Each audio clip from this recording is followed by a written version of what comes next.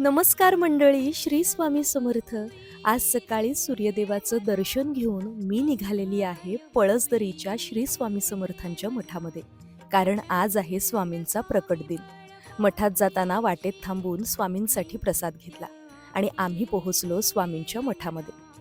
तर 1856 मध्ये अक्कलकोटच्या खंडोबा मंदिरात स्वामींचं पहिल्यांदा दर्शन झालं आणि तो दिवस होता चैत्र शुद्ध द्वितीयेचा. आणि त्यानुसारच आज प्रकट दिन असल्यामुळे सकाळपासूनच स्वामी भक्तांनी दर्शनासाठी मठात एकच गर्दी केली आहे.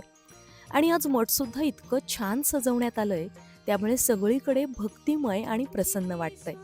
आणि या मठाचं खास वैशिष्ट्य म्हणजे या ठिकाणी स्वामींनी 22 दिवस वास्तव्य केलेलं आहे आणि या मठाचं काम सुद्धा 22 दिवसातच पूर्ण करण्यात आलेलं आहे.